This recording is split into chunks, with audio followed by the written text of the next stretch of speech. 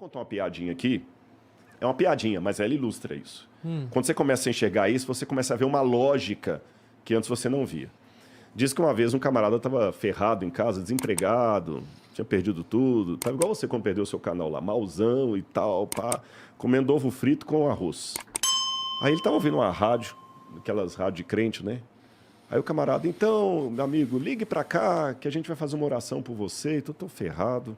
Só tem uns créditos no celular aqui, eu vou ligar para a rádio então. E vou ligar. Aí ele pegou e ligou, meu amigo, olha, eu estou ferrado aqui, eu estou sem dinheiro, estou tudo. Cara, não, meu amigo, nós vamos orar por você. Olha, vou até fazer uma coisa na rádio aqui. Se alguém quiser ajudar o fulano de tal, tá bom? Liga aqui para a rádio, no telefone, fora do ar, nós vamos dar o endereço dele, você vai lá e ajuda e tudo. E do outro lado da cidade, tinha um não religioso, crítico da religião, que ouviu aquilo ali, por acidente, e falou assim, eu vou pregar uma peça nesse crente. Eu vou comprar uma cesta básica bem puxada para ele, vou fazer um supermercado e vou falar que foi Satanás que mandou entregar. Eu quero ver o que ele vai fazer. Aí o camarada pegou o carro do outro lado da cidade, ligou para a rádio, pegou o endereço dele e chegou até lá.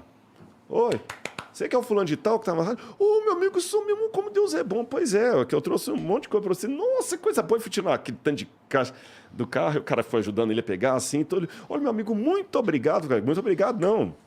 Você não quer saber quem que me mandou te trazer esses alimentos? Ele falou, não precisa, porque quando Deus ordena, até o diabo obedece. Então... Caralho! Tá entendendo? Então, quer dizer... Não, mas aí que tá. Se ele não tivesse falado disso, foi Satanás que mandou. Ele teria aceitado do mesmo jeito? Eu teria aceitado, porque na minha cabeça é isso aí. Exatamente. Sabe por quê? Sabe por quê? Deus usa os ímpios. Deus usa os ímpios, você entendeu? É uma maneira de você ver a vida com outros óculos. Vou te dar um exemplo muito grande, que isso segue essa mesma linha. Despacho. Uhum. Mano, quantas vezes eu já vi sem teto comendo a comida do despacho, mano? Comida de macumba mesmo, que tá no poste. E eu já tive esse pensamento. Eu falo, mano, tipo, se tá ali foi porque alguém enviou aquilo ali pra ele comer. Entendeu? Agora, por outro lado, se você colocasse... E muita gente fala que não, macumba é coisa do inferno. Se você acreditar, aquilo ali vai te fazer mal mesmo. Se você acreditar... Vai, claro. A assombração sabe pra quem aparece, diz o ditado, né? Eu já peguei R$50 de despacho.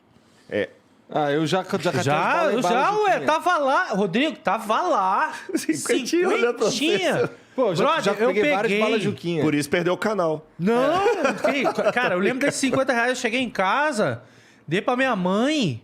Mano, minha mãe foi e perguntou, onde é que você achou? Achei na rua, mãe. Aonde? Eu falei, na rua. Você não mentiu. Cara, minha mãe no outro dia fez compra, fez um monte de coisa, velho, lá pra casa. Eu peguei os R$50, tava lá dando sopa, cara. Entendeu? Claro que, depois eu pedi um dinheiro pro Flipper.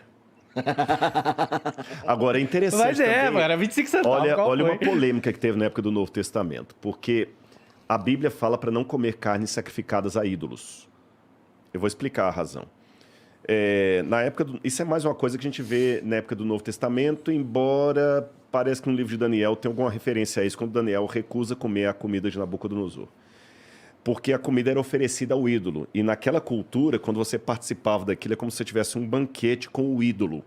E se o ídolo não existe, que a gente tem que analisar a coisa dentro do contexto também. Se o ídolo não existe, eu estou comendo junto com ele, eu estou, de certa forma, agindo como se ele existisse. Está sendo uma incoerência. Então não pode comer carne sacrificada a ídolo.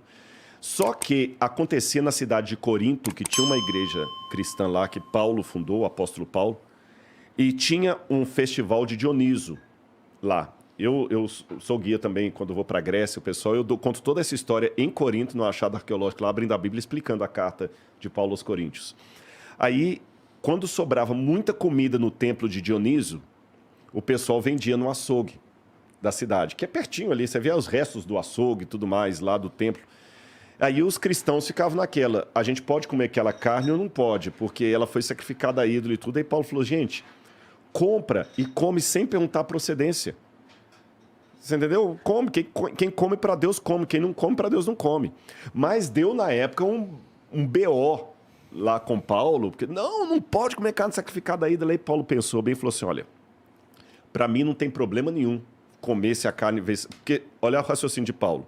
Se eu não como porque foi sacrificado a ídolo, aí que eu estou dando importância à existência dele.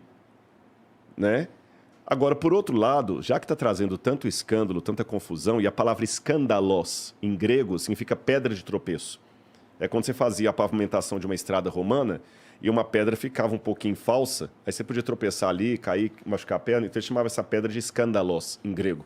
Aí Paulo falou o seguinte, eu não quero servir de escandalos, de pedra de tropeço para alguém, então eu vou fazer o seguinte, eu não vou comer para evitar o escândalo. Então, às vezes tem esse lance também na religião, que a gente tem que tomar o cuidado, a sensibilidade, que tem coisa que pode, numa cultura ser de um jeito, numa cultura ser outra. Esses dias eu estava fazendo uma live com a Karina Bach, muito querida, um grande abraço para ela aí, e ela me perguntou essa questão de usos e costumes, aí eu contei a história de um missionário adventista que ele já morreu, e ele trabalhou muito tempo numa etnia da África, eu não me lembro qual agora, que lá, olha bem, as mulheres de bem, que são as mamas, elas têm o peito pro lado de fora.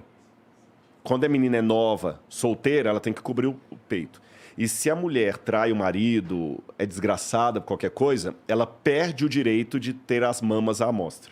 Porque na cultura deles, a mulher com os peitos caídos, tal, quer dizer que ela amamentou muita gente, tudo e tal. Só que ele e a esposa dele ficavam sem graça. Eles não eram obrigados a seguir isso porque eram brasileiros.